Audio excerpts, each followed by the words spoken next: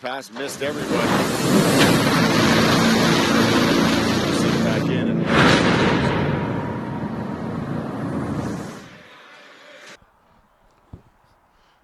it's a cold and rainy Saturday afternoon here at the Iceland Sports Field in Mississauga as we get set for the 2024 Ontario Senior Men's Field Lacrosse League Provincial Championship between the top seed Orangeville Generals and the number 2 seed Six Nations Stallions.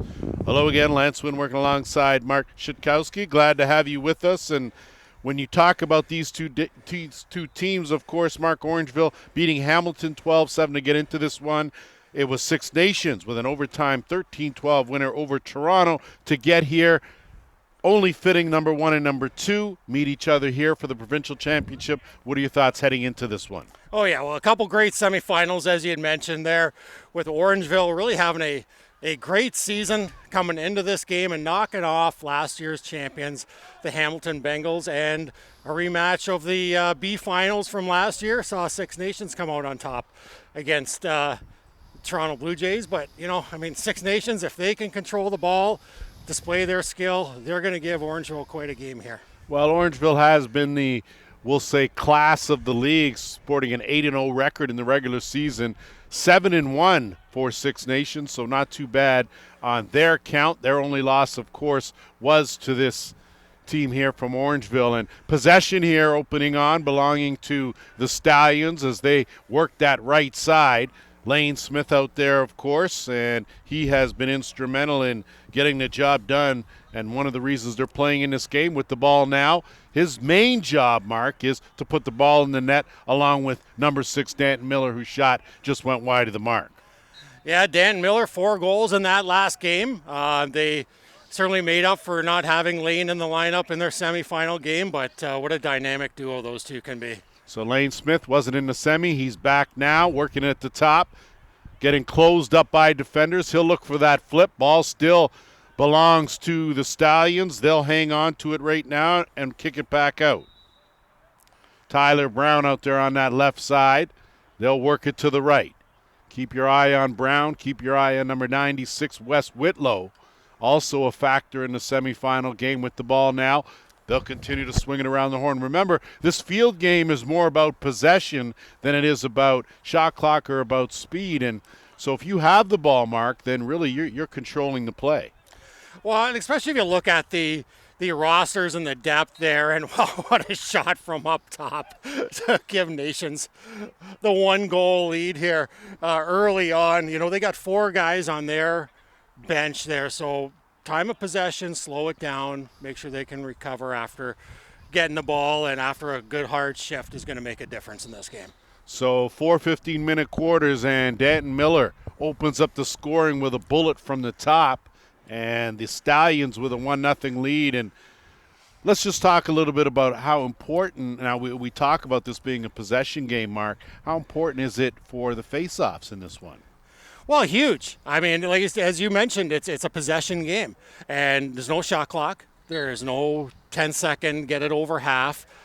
Really the only thing is like some over and back violations that you could have in this, but that was a big difference in the semifinal game with Nations and Toronto, is their ability to win the draws and maintain possession, whether they score a goal or have a goal scored on them. They were almost guaranteed possession. Now, they just did lose this one. I haven't said that, and that's a key part of this game. So first possession now offensively for the Generals now as they go to work. Some quick passing and a beauty finish. So the Generals answer in impressive fashion. Brady Hallestein with his first of the game. He was instrumental in their semifinal win with 2 goals, 2 assists, picking up where he left off. Wow, you get a guy like Brady Hesseltine, and he's a dynamic player on his own right, and he blends right in with the deep roster that these Generals have. And, it's not a one-man show by any means, and to get somebody like him scoring early is only going to bode well for the Generals. So both teams with a possession each. They have both capitalized, and really to no one's surprise. And it's a little early to say this, of course, Mark, but this game may come down to the team with the final possession here in this game. That's how evenly matched these two teams are. Well, that would be a great treat for us and for all the fans here, and that's, if either of these teams keep it within striking distance going into the fourth quarter, we're going to be in for one heck of a finish. So back to it on offense go the Generals. Quick shot, top corner. That was a beauty shot. And Justin Huggins, again, he had a couple of goals in the semis. Well, that was a picture-perfect top-hand corner goal there. Yeah, and Huggins had a great showing last week in the quarterfinals to push the Generals here into this A-loop semis and into the finals. And, what a player he is for this team. 2-1 the score now for the Generals. They've capitalized on both their possessions off the draw. Again, another battle, and possession's going to belong to the Stallions as they are going to pick it up at midfield and look to work it up into the offensive end. So you'll see some familiar names. These players, of course, cross over plenty from the box lacrosse side to the field side, and with so many different variations to the field game, the box game changing as well, and things looking good for the sport as everyone looks forward to the 2028 Olympics in LA, with lacrosse being on the menu. And a careless turnover there by the Stallions will give it right back to the Generals, and the Generals go right back to work on attack. Quick shot, top corner, beauty finish again. And Hallestein is doing his thing. That's his second of the game, and he's making no mistakes out there and pinpoint accuracy. Yeah, quick turnover there from the errant pass from Whitlow, and transition is not to be understated even in the field game, even with a big field like this, and three quick passes for the Zach Thompson over to Hesseltine, and he makes no mistake. Ties this game up. I tell you, when you look at the guys out here and the amount of skill, whether it be on the box side or on the field side, just overall outstanding lacrosse players, you got to figure that this league is chock full of them. Yeah, my apologies there. It's not a tie game. It's 3-1 for the Generals, of course, and but here the Stallions are coming back and try and switch the momentum back into their favor. Well, they're going to have to. Good backhand pass, but it went errant, picked off. Generals will counter the other way and work it up into the offensive end. Kick back out, a shot wide, and it'll stay right here belonging to the Generals. Hezzy with a little fancy behind the back. Shot on net, just misses that top corner, but backed up on the shot in field lacrosse. If you are closest to the ball on a shot when it goes out of bounds, your team will get possession. Penestrat unloading from way out, couldn't find the mark, but possession belongs to the Generals, and they'll kick it well out top and set things up. Quinn Commandant, he has been instrumental as well in this Orangeville attack. Quick stick, and that went side of the net, so that will belong to the Stallions. First offensive possession that the Generals have come up empty, and a big defensive hold for Six Nations now as they look to move the ball up into the offensive end. Yeah, lacrosse, like any sport, is going to be a game of runs, but you certainly don't want to get down too many, especially to a team like the Generals here. So that was a nice turnover there for the Stallions to give themselves another chance to get within a goal. Kevin Davey at the top. He's going to take his time, work it around to that right side and see what develops there. And that's just some of the different nuances in the field game where you've got a little more time than you do in the box. Stanton Miller isolated one-on-one. Going to try to lean in and do a good spin move, has a shot, picks the top corner. So Dan Miller has made a living out of doing that, and similar to basketball where you'll post up someone down on the blocks, Miller uses his size, does a good job, very effective, picks the top corner. Wow, he's going to the same script he did in the semifinals against Toronto, where he got 3 goals in the first quarter, and he's keeping pace with that. It took Toronto a bit of time to adjust their defensive strategy against them. I kind of suggest the Generals might be talking about changing their defensive strategy against them in this game. And when you look at these two teams, of course, no official head coaches. A lot of them go by player coaches. Of course, Dan Miller on the Six Nations side, he is the one that sort of calls the shots. Brendan Plester on the Orangeville side is their player coach representative. And Generals now with possession here. It's a 3-2 game, and they'll go back to work on offense. Josh Gilray out there. He's out on that. He'll swing back over to the right side. That's probably an ill-advised shot from Matthew D'Amicis as he, from a tough angle. And in this sport, when you have so much room, Mark, easy for you to kind of get caught up between knowing what's a good shot and what's a not so good shot, because usually you're on the move. Well, that's right. I mean, that's 6x6 net, and the goalie not barely wearing any equipment is pretty inviting for any guy that's looking at the net and has the ball. But you got to be selective, because some of these goalies, they got tremendous sticks, and they get a hold of that ball, and it's a quick turnover the other way. So you still have to be selective with what you're doing, even with a 6x6 net. Huggins trying to find an opening. He'll kick it back out. They'll swing it around to the right side.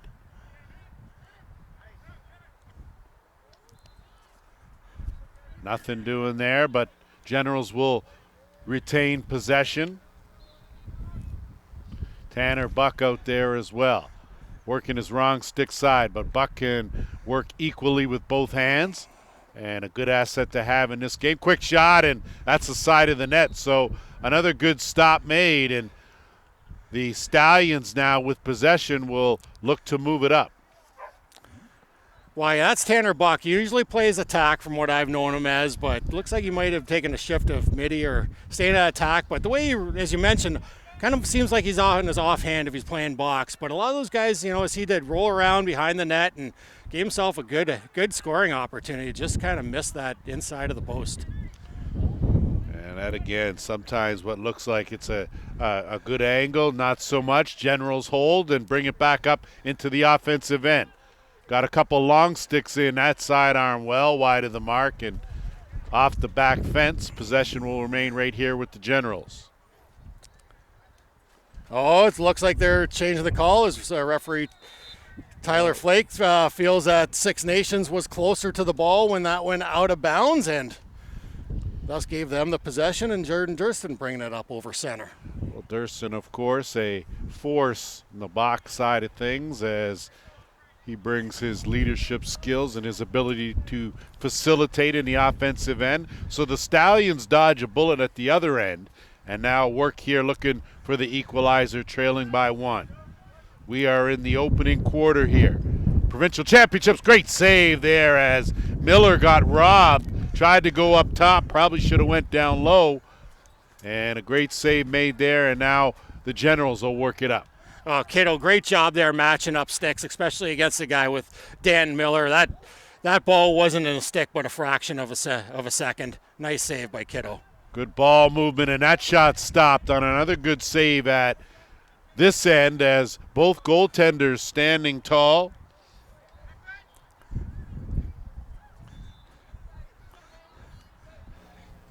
And now the Stallions will set things up. Miller will work it behind the net. And they'll kick it right back out for a reset. Lane Smith, he's got room. That's his shot. This time it's steered aside. Collected though by Miller. And Miller now will look for an opening, swing it back to the top. And they'll go back to work. Downtown Tyler Brown looking to beat a long pole, and good defense there as he gets stripped. And it's back the other way. Yeah, nice trip there by number 22, Matt Pogue.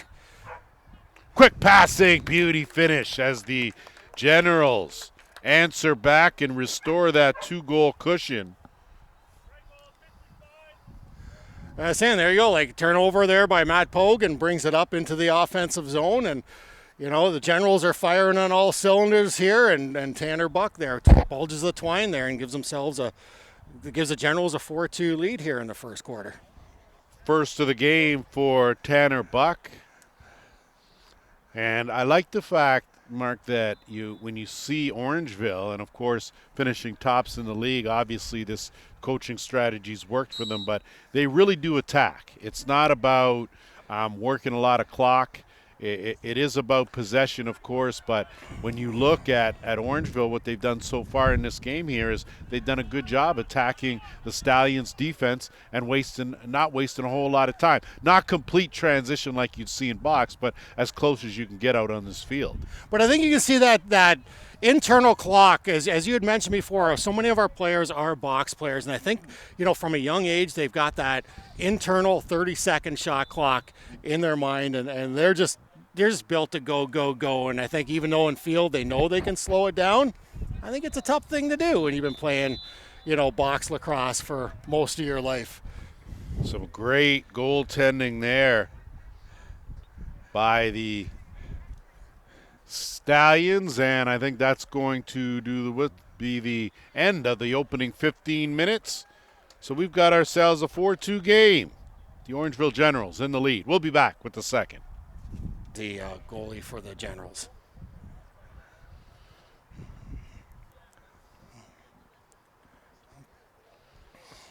Back here at the Iceland Sports Field, Lance Wynn alongside Mark Shitkowski. Glad to have you in the house as we brave the elements and get set for second quarter action.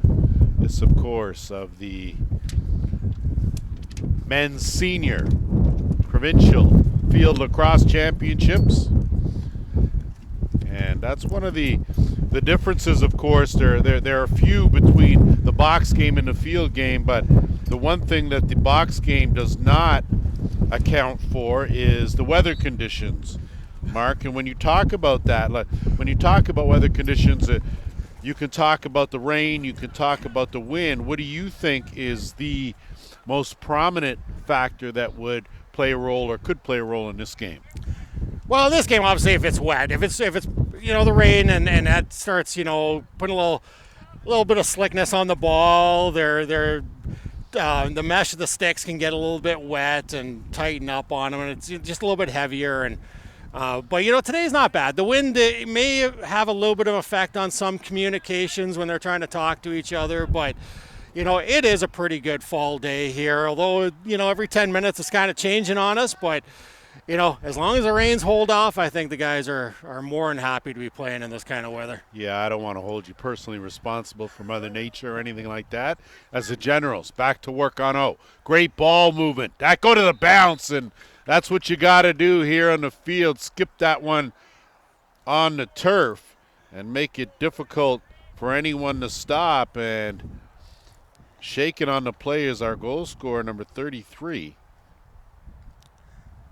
Yeah, Hezzy with his third of the game here already, and he's a little slow getting up, but he looks okay. But also on that play, Davey, one of the long poles, went down, maybe tweaked his ankle a bit, and for all intents and purposes, that gave Orangeville a brief 6-on-5 advantage while he tried to get back into the play, hobbling on one leg, and they capitalized and gave themselves a 3-goal lead here.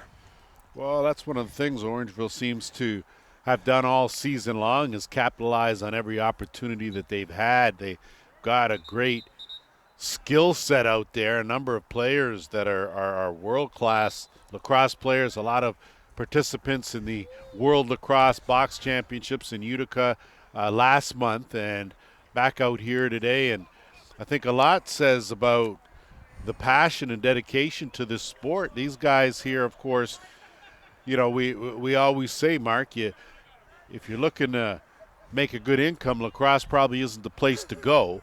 And these guys, though, are still out here working hard, braving the elements, and they continue to show their passion. And your son included, who is out here as well. And I think you've got to be pleased with that and pleased with what you see. Yeah, this is a working class man's league, and I always said from early on getting involved in this sport, it's you're working to kind of support your lacrosse habit, between equipment and playing and traveling and all that. But, when you see the guys out here, and, I've seen a lot of these guys for the last 20 years playing, and it's just great to see them out now. They got kids of their own and still out, the camaraderie, to have a venue. And that's a tribute also to guys like Joel Furman, our outgoing commissioner, who had, a nice little celebration of his commitment to the league over the last 10 years, and all the reps got together and they presented him with a little gift and a wooden stick from Six Nations, and it was just a great little tribute to his time and commitment, so that these guys can come in and just celebrate the game of lacrosse and enjoy themselves here playing on the fields. Well, in case you don't know, that's Joel Firmhand Furman, of course, one of the lead officials in the Arena Lacrosse League and an NLL official as well. And Joel is, you talk about passion for the game, a guy who does a lot of those thankless things. And Mark, you've put together an event like this. You've been involved for the last few years with this, and like you said, you've gotten a chance to watch some of these players grow, but you have to be impressed with what these guys bring to the table, and that was a beauty move and take and finish for the Stallions. Yeah, Jordan Durston using his big body there and says he won't be denied. And that was a key goal here for the Stallions to get kind of stop the momentum that Orangeville has kind of been feeding off of the last 10 minutes of the game. It seems like Orangeville has been the only ones on the scoreboard for what seems like a while in this game, so that was a big goal there to stop that 3-goal run. And now it's a 5-3 game, and like you said, Mark, important when you're playing against either of these two teams, of course, being the class act of the league, you can't fall behind too far. That deficit will become a mountain in a hurry. Yeah. Well, and kind of unfortunate there for Johnson on the draw there for Six Nations. He won it back to himself but lost his stick and ended up playing the ball without the cross, and that is a procedure call that kind of gave the ball back here to Orangeville, and now they got a chance to swing that momentum back into their side. Well, with another offensive possession now, the Generals are going to set things up. And they're not able to hang on, as that's going to go the other way to the Stallions. Yeah, over and back violation there. And they go right to work. Great save as Dan Miller, point blank, wasn't able to slip it past Keto as he again. And you look at the way this is set up, Mark, and you really have to feel the goaltender's at a real disadvantage. It's an offensive player's game, and a flag goes flying as there will be a penalty called. But and as well, better than anyone, being a goaltender's dad, how challenging it is for the goalies. So even if they're able to stop, say, 20 to 30% of those shots, you got to feel like they've done a good job. Oh, exactly. And the timing of the saves too. You're more of a quarterback. I just kind of felt if you make a save and a stop, that's a bonus. But you're coordinating the slides, helping communicate where the ball is for your defense. The responsibilities are endless, and it's not like one of these, you got one job to do and save the ball. It doesn't work that way as your goaltender in field lacrosse. So trying to get that over but not able to make a play was Huggins. Good job by Orangeville to pounce on that loose ball and kick it back out. Huggins looking over, sidearm. That's an easy save there from Martina. And again, goaltending standing tall here, making the difference in this game. Oh, that's a huge save because, just before the play, we got an illegal body check on the Stallions. So, the Generals were looking to capitalize on that man-up situation. So now a chance for them not only to kill off the rest of the man-down situation here, but Jordan Goddard with the backhand, top shelf, turns that around. Good Goddard. Not even sure where he pulled that rabbit out of a hat, but that was the beauty of a goal. And more importantly, cuts the deficit now to just one.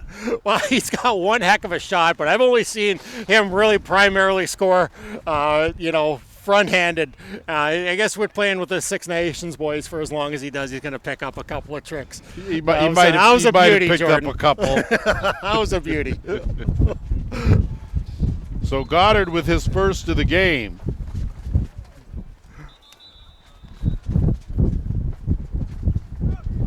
So it's 5-4 now in favor of the Generals. Midway through this second quarter, and the wind has really picked up, to say the least. And well, that goes back to that 10-minute forecast they gave. You know, every 10 minutes it seems to be switching on us here a little bit. So let's hope this one passes. I already told you we're holding you. Now we're holding you personally responsible, Mark. Okay, so possession belongs to the Stallions as they will look to move it up, and they do a good job to get it into the offensive end. Goddard now will take his time, work it on the right side, and he's there with Whitlow. Big difference when you go from playing box to field, the amount of space you have. And when I had a chance to speak with a couple of players prior to the game, it's a much easier transition going from box to field than it is from field to box, for obvious reasons, the confined space, of course, and the limit you have.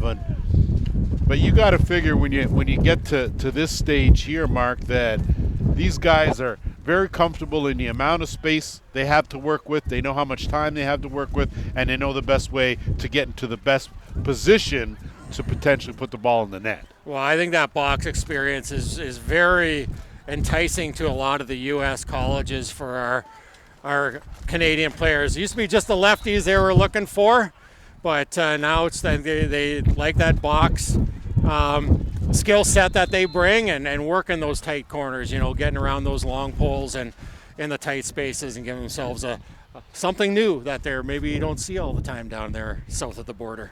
Josh Gilroy called with a crease violation on his attempt. Stallions now will reset with Durston, and they'll work it now. Goddard at the top. Still in the first half, second quarter action here. And it's a 5-4 lead for the Generals. These two teams, of course, finished first and second respectively. Lane Smith, he's been quiet. That BB top corner, and good Goddard making the best of his opportunities. His second of the game ties things at 5. Goddard and Smith there showing that some of their chemistry there, and Smith draws a bit of attention. Goddard finds some open space. They capitalize, and we got ourselves a tie game. I think these guys, and if you haven't followed the lacrosse circuit, certainly on the men's side, you see not only a lot of crossover, but these guys are extremely talented, and a lot of the players that will play in the Arena Lacrosse League filter through into the National Lacrosse League. And of course, this field game, like you said, very attractive to people watching south of the border of what's going on here. But I think on a whole, playing both really adds to the skill set of these players, and they all of a sudden become, you know, instrumental pieces because of their versatility. Well, and even a beauty of the game of lacrosse in general, you can go from one season to another. It's not the same sport you're playing. That, you know, you got a stick and the equipment is fairly much the same, but two different games, both celebrating the game of lacrosse. You know, and now with the sixes sector coming into play, there's no shortage of some type of lacrosse that can be played at almost any time of the year. It's the beauty of the growth of the game. Stallions now working in as Miller tried to flip backhand, stopped though by Quito as he does a good job position-wise. And now the Generals pounce on the loose ball, move it up into the offensive end. They now will get a chance to go back to work after the Stallions have reeled off 2 straight to tie this game up.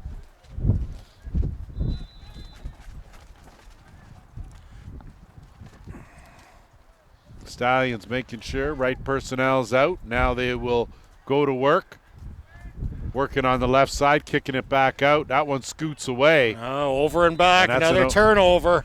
That's a careless turnover there, and very uncharacteristic of the Generals. I think that's a couple in their last two or three possessions there, and you know that gave. Well, now we got a turnover going the other way with Matty Pogue with the big INT and moving it up. Well, for the Generals. Well, Merry Christmas as the Generals dump it back with that pass, and both these two teams overly generous here. as they trade turnovers. And now the Stallions will look to move it up. Heads up with the earlier rain, of course, sort of stopping and starting, puts that light sheen on the turf, and that makes the ball skip a lot quicker. Well, it may even affect the footing here a little bit. We'll see with some of these guys if it affects their cuts. You know, Lane Smith, he's got good control of his body. He's got great footwork for such a big man, but they couldn't capitalize on that play, and see what the Generals do now with their possession. So if they can settle it down. Things have slowed up just a bit as far as efficiency goes for both these two teams. They started off red hot. Right now, they are even. And the possession belongs to the Generals now. They'll filter everyone out on their offensive attack. Tanner Buck will slide it over, working to Dominguez. Dominguez tucks it in, lets it go. That's stopped. Loose again. That one's up and over. And we'll stay right here. Possession to the Generals.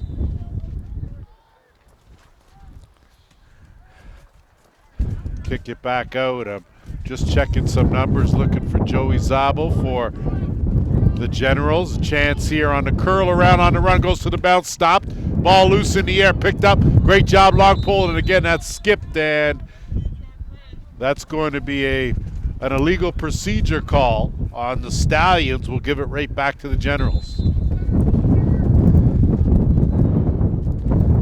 Some nice stops there by Martina on that last possession, keeping this as a tie game. We'll see if the Generals, if their third shot here is the charm.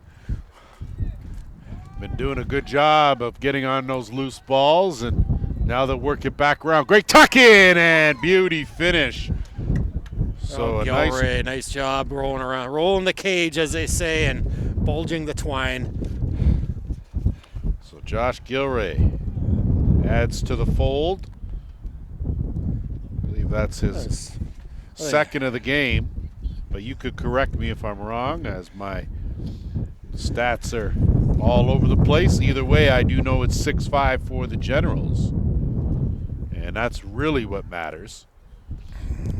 And actually put a halt to 5 possessions without a goal, and now the Stallions will look to answer with Durston.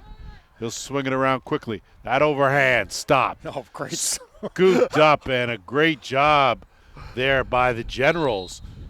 And that was the quick shot that will lead to the end of the opening 30 minutes. So that's what we have played, a half here at the Iceland Sports Field. You are watching the 2024 Senior Men's Provincial Field Lacrosse Championships here on JVI.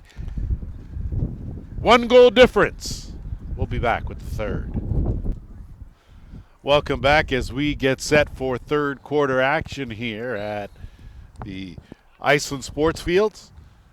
Senior Men's Provincial Championship game here. Gold medal on the line. It's the Orangeville Generals leading the Six Nations Stallions. 6-5 the score here. And when you look at the first half, both teams started off red hot, Mark, and I think the goaltending kind of stood tall in that second quarter.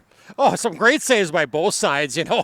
I think even on a couple, they really didn't have any time to react. But just to stand in front of some of these shots takes a lot of courage. And I give, credit to both these guys, Martina and Kiddo. They're playing a great game, the both of them. And, both teams here, we're starting the second half here the way the first half started. And Orangeville gives themselves a 2-goal lead. Well, Justin Huggins on the receiving end of a beautiful pass. And that was your tic-tac-toe at its finest and making the game look easy there. And it's a 7-5 lead now for the Generals. And that was a case there where they utilized their transition game, Mark. They didn't take a whole lot of time to set things up. They just went right to work, found the open man, and put it in the back of the net. Yeah, and you got to wonder if the deep roster that they have is working to their benefit, and maybe that the Six Nations, maybe with their second tough game of the day, we'll see if fatigue sets in a little bit here in this game. Well, that's something I wanted to ask you. Of course, both these two teams having played a game already, and these guys are pretty fit guys, and I think when you look at the difference between the box game and the field game, you got to figure that most of these guys, being athletic as they are, could probably play 2 games in a day without a problem. I would think so, yeah, for sure. The intensity's up now, mind you. Six Nations was really put to the task there in that first game, going into overtime with the Toronto Blue Jays, but here find themselves in a 3-goal deficit, so maybe a little bit of flat-footed. We'll see if they can get the adrenaline going here a little bit and maybe go on a little bit of a run of their own. Great job there as the Generals add to their lead now. It's 8-5, back-to-back goals for Orangeville as they come out, and you got to figure how important is it in some other sports. The start of the third quarter is a lot of times the determining factor about the way the second half and the course in which it's going to run. Similar in field lacrosse, or would you say that it's just good to get off to a good start in the third? Well, a good start's never going to hurt, obviously, right? Especially when a couple of your first possessions turn into goals. But, Six Nations, it was a game of momentums in their semis. And, they were down a couple of goals. And when they just started playing lacrosse, it was something to watch. They were just bang, bang, bang, and all of a sudden fired off 4 goals and within 3 minutes. So they're definitely capable of turning it around, but this, they don't want to dig themselves too much of a hole here against the Generals. So it's going to be a tough task for them. Wyatt Barfield with his first goal of the game extends the lead to 2, and Generals have gone to work again, 3 unanswered. So in the blink of an eye, Justin Huggins has tacked on another. He's got 3 in this game. And 9-5, so 3 unanswered here, and I think a timeout called by the Stallions, and probably a good timeout. So not an official timeout, but I think they're regrouping back there defensively, and right now the Generals are really taking it to the Stallions. And see referee Seb Bedoin calling, there was a hold on that play by Nations, wiped out by that goal for the technical foul. Maybe that also is playing into the Nations, the factor for the Nations here that they're just a step behind here starting the second half. Well, I think it makes a difference when you look at the bench personnel and the numbers for the Stallions looking a little short. Orangeville, of course, well loaded, and oh, kid yourself, beauty bounce shot there, and a nice job by the Generals, and that was Josh Gilray, and he's going to add to his tally with his second of the game. 4 unanswered by the Generals, and they seem to be taking a stranglehold here in the third. Yeah, they've really coming out firing here and putting Six Nations back on their heels there. Right? And I don't think we're 5 minutes here into the third quarter, and they've popped 4 goals in. So this draw is important, and then, if Nations can get the possession, that'll be even more important. So they've been doing a great job on the draws, and Johnson, again, wins that possession, as he's been doing most of the times when he's been at the dot. So Riley Johnson doing his thing, a big possession now for the Stallions if they want to get back in this one, trailing by 5 goals here. And it's Durston. Durston's going to bounce off one. They'll swing it behind the net. Survey, wide open, and an easy finish, and that looks like that's an interference call, so that goal's going to be wiped off. Might have been a reason why Durston was so wide open, because that's not a guy you want to leave, even with a step or two. So a little moving pick or interference was the call there. Well, he couldn't have been any more wide open No. than that. And that casts some suspicion right off the bat there, as the Generals now to work back in the offensive end where they have spent the majority of this third quarter. And I think Durston knew that too, because he would not be too shy on letting you know if he didn't agree with the call. And he had nothing to say. He had nothing to say, no argument, no nothing. So that's usually a bit of an indicator. Yeah. Great backhanded pass down low, and that one off the post, and it will go up the other way belong to the Stallions. So Six Nations gets away with one. They hold defensively now, tasked with getting it into the offensive end. Got to figure sometimes nothing wrong with being a little lucky as a netminder, and having that iron around you is bad enough. The nets seem like they are soccer nets to some of these offensive players, as the Stallions now will work it back to the top, Tyler Brown. Two-man game, ducking, great defense by the Generals. Loose ball picked up, bounced, and Orangeville now will come away with it, and that's going to be a change of possession, and it'll belong back to the Stallions. Yeah, it looks like we might have had a hold or an interference behind the play, but yeah, it turns the ball back over to the Nations, and they'll take it because they're one. It's not desperation time here, but they definitely want to start swinging the momentum here. Well, you're being nice. Yeah, I think that right now this is a key chance here. They've got to capitalize to get back in this game. Whitlow ducks in. Whitlow backhand, BB. So Wes Whitlow, when he brings his A game, tough to stop. That's his first goal of this game and first of the third quarter. Oh, and a beautiful backhand shot by Whitlow. And, you know, he's sometimes can be a detriment to his team, but not when he's playing like that. That was just a beautiful play and a much-needed goal for the Stallions. Well, I like the way you skirted around that, Mark, and I think the thing about Wes Whitlow, a very talented player, sometimes lets his emotions get the better of him and may spend more time in the penalty box than on the floor where he's of more value to his team. And I think if he can stay focused, which he needs to, then the Stallions have a chance to get back in this game. If not, then I think Orangeville will continue to sort of work the weak link and continue to capitalize. So see here with Stallions now with back-to-back possessions, they'll go to work on offense one more time here, trailing 10-6.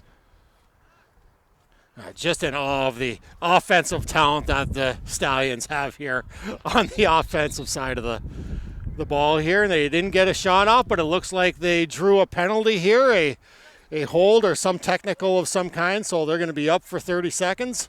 Well, they put the clamps on Wes Whitlow, and someone's got to pay the price. It's tight, Danton Miller. So back-to-back goals. Danton Miller doing his thing. He has been a real... Oh, and Orangeville lucky they didn't get called for a technical on that late change as Pogue tried to get out a little bit earlier than the pole that was coming for him, but Sandsy let it go. Referee Mark Sands, and didn't really have an impact on the play, but nonetheless, Stallions capitalized regardless. And, of course, the officiating crew here, another top-notch group. Of course, what would we expect Joel Furman to put together except the best officials? And with Seb Bedoin and Mark Sandman Sands, it's you certainly have two of the best out there, and it's always when you bring the best quality of lacrosse, you got to have the best officials. And the Stallions now feeling a run here. Back-to-back goals, Lane Smith, and he's been quiet. Takes a couple checks, draws a double team. Miller has room, and that shot goes wide, but a great job by the Orangeville D to be the closest one on the ball going out of bounds, and Orangeville with possession. Yeah, great play by Zach Thompson, recognizing the shot and beating the Six Nations player down to the end line and getting possession off of that shot. So we'll see here now if Orangeville can't bounce back after back-to-back goals by the Stallions to claw back in it. And we said that it was a bit of desperation time as that cutter, great save there made by Martina, and he keeping his team in this one. Possession will remain with the Generals. Yeah, Stallions here have worked hard to get this back into a 3-goal game, and I think they don't want to get it too far out of that. As you know, time is not going to be their friend here, even though we're in the third quarter here.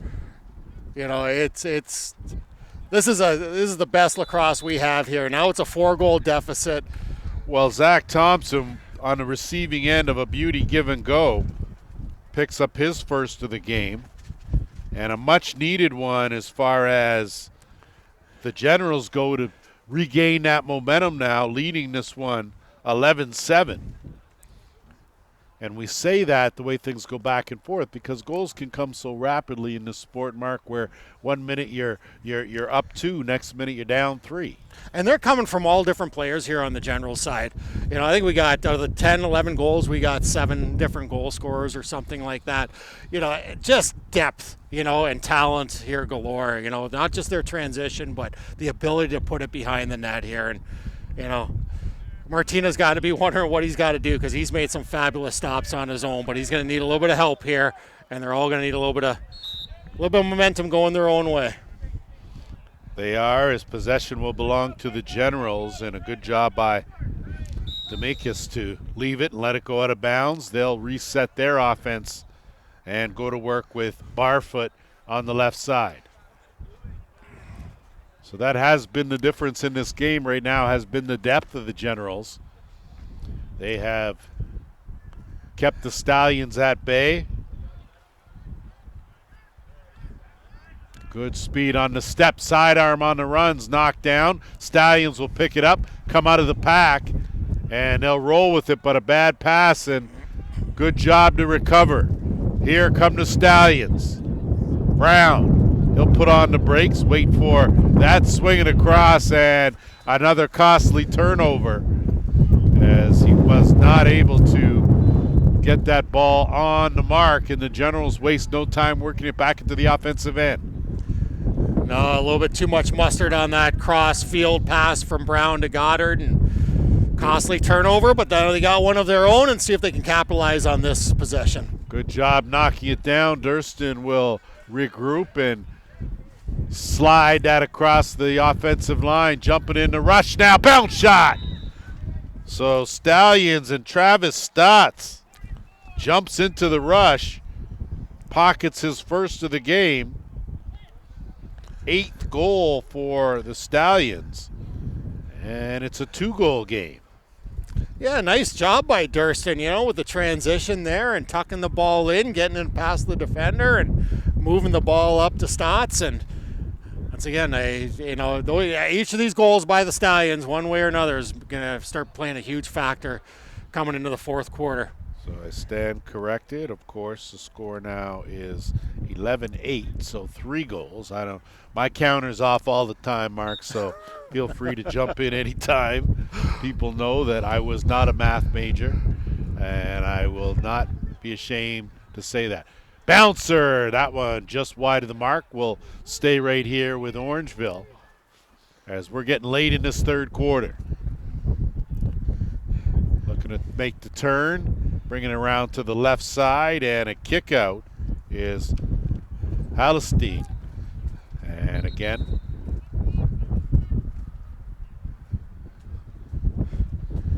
not sure. So we got a timeout a referee timeout or a team timeout. I'm not quite like sure. One of the two. Now 4 seconds. I think they're calling. It looks like there's only about 4 or 5 seconds on the clock. If I'm interpreting what they're yelling out on the field.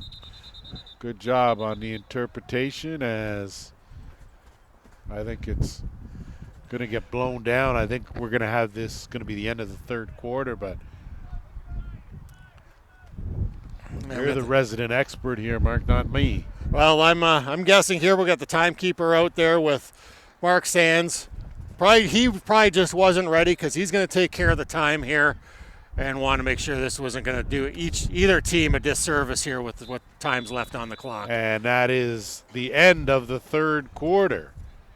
So it has been a good ball game, 11-8 in favor of the Orangeville Generals. We'll be back with the 4th quarter. Someone is going to walk away with the gold when we come back. Back here at the Iceland Sports Fields in Mississauga, Ontario. Lance Wynn, Mark Schakowsky, glad to have you with us here as we get set. Final 15 minutes in an 11-8 ball game, and the winner of this game, of course, will take home the gold here and be crowned the provincial senior men's field lacrosse champ for 2024. And when you look at what we've got going here, you saw a late sort of surge from the Stallions, and they're going to need a little more of that heading into this fourth quarter, Mark. Well, yeah, I think they're going to look back at that beginning of that third quarter and wish they had that 5 minutes back, because that's kind of the difference in this game here right now. So, you know, if Nations can come out and have a strong start to the fourth, we're going to be in for a beautiful finish. And there we go. There's the quick start. So Wes Whitlow with his second of the game, and that's a big one at an opportune time. It's an 11-9 game now, and 2 goals in this sport. Now you're in striking distance. Yeah, exactly. That's, you know, and that takes away the Generals' thought of making this slowing it down and putting it into a possession game, because, you know, Nations can strike just as quickly on transition as they can, and I think they know that, so they would probably be best served trying to get a bit of a cushion here on the scoreboard if they can. Yeah, I think probably best not to play that keep away game off the draw. Generals collect it, and they will bring it up and move it into the offensive end.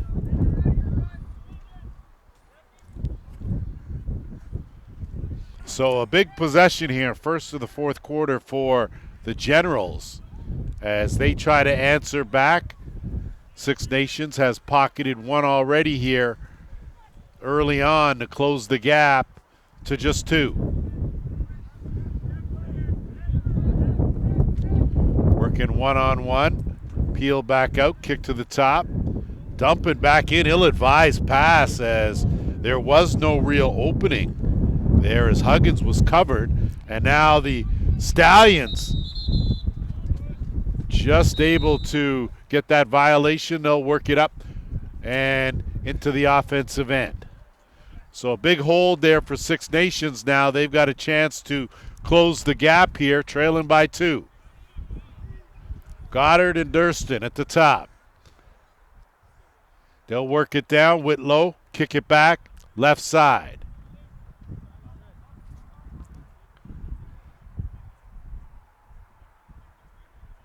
Pulling that one back out, looking for something, and they'll just be very deliberate and keep it on the left. Yeah, they got some time here. They obviously want to capitalize on this possession, or any ones they get, because they're still down a couple of goals here, but nice little switch there by the midi in the attack, but not connecting, and it looks like this could be a turnover going General's way. Not able to get it cleanly, but finally does. So, and I'll tell you, working with that long pole takes some skill too, Mark, as Durston had it, lost it, and a good job again to recover. And I'm not quite sure why Orangeville was being so generous initially. They had it and then gave it right back. Well, it's their second goal of the game, or second game of the day, I should say, and, you know, maybe the brain's a little fatigue setting in with them with some of these decisions. Well, wasn't that nice of you to put that way? As Martina comes up with a beauty save that ricochets off the post, his back, and then out. And now a chance here for the Stallions. Backhand try, and going to have to hustle, but great job by the Generals. They will take possession and look to move it up. So I think maybe the Alligator Arms tightening things up just a bit here as we're moving closer to crunch time. And that was a casual pass there, lofted up, and now the Generals get it into the offensive end. Want to remind our viewers, of course, stick around. We've got the B Championship final, so not just one champion, but 2 champions will be crowned here on Championship Saturday. Generals will keep it well out. Now, they'll be in no hurry here, I imagine, Mark. No, they're going to try and force the Nations into overcommitting, maybe making a mistake, and see if they can, you know, get an odd man opportunity here. As Tanner Buck's, you know, nice little quick shot off the screen, but, you know, turns into a turnover, and now the Nations get a chance to maybe get within 1 goal here if they can capitalize on this possession. Well, you like Tanner Buck taking that shot for you. He's, of course, one of the best in the business, but you got to question the timing of it and the fact that, like you said, maybe you need to work the D a little more to get a higher percentage shot. Yeah. Durston going to lean in, use his size, thought better of it, didn't have the angle, kick it back out. Whitlow has his stick stripped, picked up. Good job by the Generals. They'll lock on, and they'll move it up into the offensive end. Good defense by Orangeville, now on the attack. Quick pass, shot, bouncer, stopped. Great save by Martina. Sits there, loose again. Stallions grab it. And they now will move it up now, and it's Oakley Thomas. Thomas.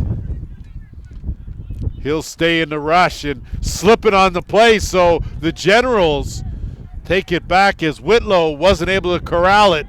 And Orangeville now with numbers. Side, another save by Martina. Rebound, loose again.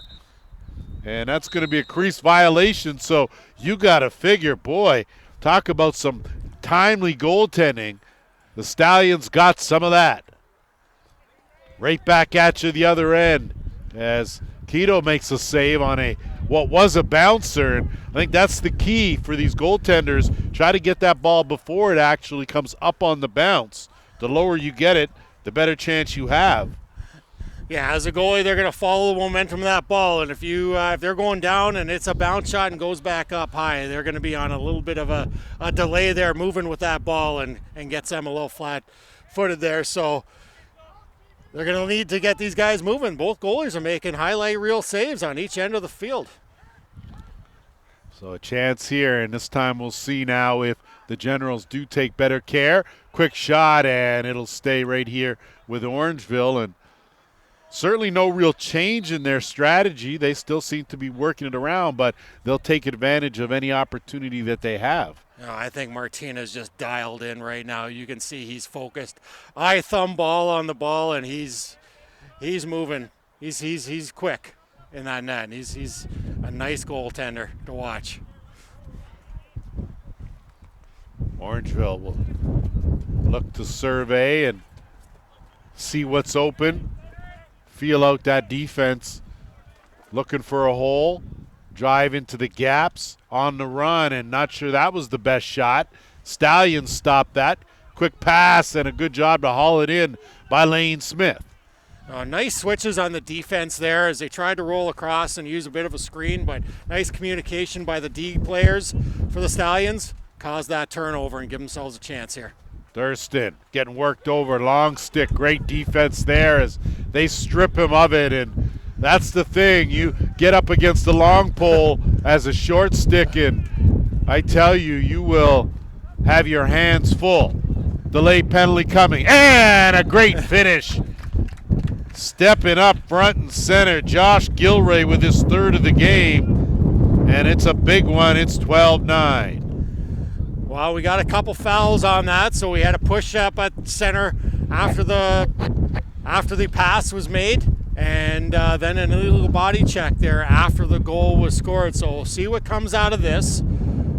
He called the technical wiped out because of the goal, but sometimes that gets served. I'm not sure about this situation, but regardless, the illegal body check came after the goal, so Orangeville should have this ball up top to start possession here, in addition to adding another goal to their tally. That could be a big play there here at this juncture of the game. So a chance Orangeville pockets one to extend the lead. And now with another possession here, a chance to go back to back. Yeah, 3-goal lead here by Orangeville. They would love nothing more than to make this a 4-goal lead. 12-9 to score, and that's the opportunity. But again, good job of getting a stick in the shooting lane. And that's not always easy to do here in this sport, but a good job defensively, and that's one of the advantages to have the long pole. That one deflected, and will stay in possession. Will the Generals, and they'll work it on that right side. They'll use the flip, inching closer, overhand, and that one will again stay right here with the Generals. Well, and they don't mind that. If their shots are backed up properly, they'll shoot from outside all they can. That's there we the go. shot, and that was a beauty. Top corner bounce shot on the money, Tanner Buck. A big goal. He must have heard you when you called out about the bounce shots there, because Martino was making a lot of saves up until that point there, and Buck with a huge goal for the Generals. Well, you've got a son that plays goaltender, and I'm sure he'll tell you that bounce shot, one of the toughest shots to stop, whether it comes off the turf or comes off the cement or it comes off the grass. Doesn't matter either way. A little different each time. And possession belonging to the Generals now as they're looking to try to take a stranglehold here, and that one just off the side of the net, and I think that fooled certainly me, but not the officials, and the Stallions now will dodge one and look to move it back up in the offensive end. Got to figure that it's getting a little late for the Stallions here in this one. They're going to need to put together a few goals. Yeah. Well, I think they're going to get the man up there with Hezzy, maybe a little bit of a smack on the hip there. And yeah, I'm Brady Heseltine heading over to the penalty box. And yeah, I mean, they'll have a full minute. So if they score early here, I expect the Six Nations to call a timeout and try and utilize the entire minute they have for this man up. But that's not going to get the job done for sure. No. As a bit of indecision, capitalizing are the Generals as they will move it into the offensive end. And now I'd see them not being in any rush here. They're going to pull it way out and spread the field. That was a little bit of a casual flip, though. The width of the pitch, but gathered, and the Generals now will look for an opening, but be in no rush. Yeah, I know they're going to use their legs, get out to the corners, get it down low, wherever there's a lot of green space here.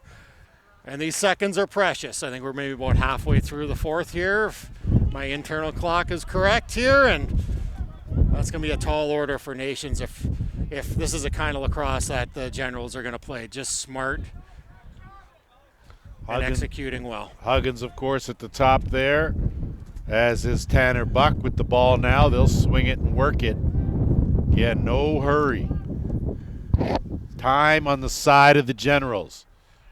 Buck with the flip up in danger territory. Stott's going for it. Looks like he's going to win that race, and he's going to hustle it up into the offensive end. Got to go for it here if you're the Stallions. Dump off. Lane Smith, he'll pull it back out. Quick pass across, and Goddard now on the cut. Smith slides his way through, but a good late stick check pushes that ball out of bounds, and possession will remain with the Stallions. Well, that isn't an example of, like, you know, playing that one all the way to the end on a guy like Lane Smith, because if they would have let up for half a second there, they'd be one goal closer here. Well, half a second. Lane Smith needs less time than that to put it in the back of the net, so you know as well as I do. And good job by Durston as he pockets one, a late one, and a much-needed one.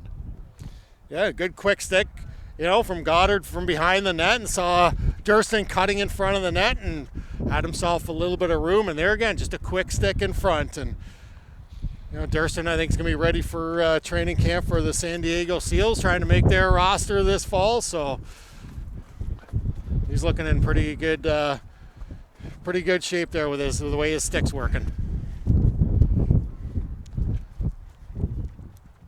13-10 the score in favor of the Generals as they look to cap off an unbeaten season with a provincial gold medal here. Durston and the Stallions still with some fight left. They'll work it over to Lane Smith. He's been quiet as they have marked him tight. Smith, one-hander, and lets that go. And I think that's been the key defensively for Orangeville. They've done a really good job of keeping Lane Smith in check. Yeah, and I think Lane Smith was trying to make a point with that one-hand shot that is being held up a little bit, but no call by the officials on that. Well, let's not kid ourselves. You want to slow down Lane Smith, you may have to hold him a little bit. Just a bit. Dump down chance here, duck back in, and it's Gilray. So that could be the dagger fourth of the game for Josh Gilray. And that may spell the difference between gold and silver here in this game, Mark.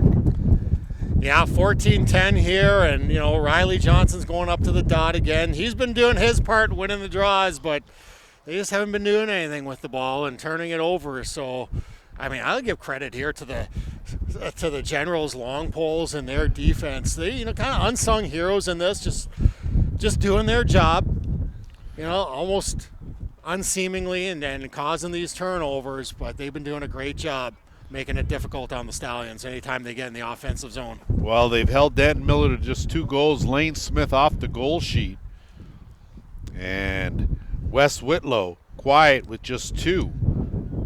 So, 3 for Danton Miller. So, a big job in there, just what you talked about. The long poles standing tall for the Generals as they hold it down again defensively. And now they're in the offensive end, and now time is on the side of the red and white here as they're just going to work it. Hardest thing to do in sports, of course, is to go through an undefeated season, and Orangeville looks like they're going to be the team to do that here. A perfect 8-0 in the regular season. Big semifinal win, and they cap it off, trying to close this one out for provincial gold here. We got the timer on the field, and that is the game. Congratulations to the Generals. They earned it, as you called it, undefeated season here. Great job by them here in the final game as well. So great job is right. 14-10 the final in favor of the Generals. They will take home the provincial field gold. The silver belongs to the Six Nations Stallions. On a great game here on a windy afternoon at the Iceland Sports Fields. On behalf of my partner, Mark Szytkowski, I'm Lance Wynn, the JVI production crew doing their thing. And, of course, Joel Furman and the provincial men's senior field lacrosse championships. The gold medal belongs in the A division to the Orangeville Generals. Now we got a little experience, so,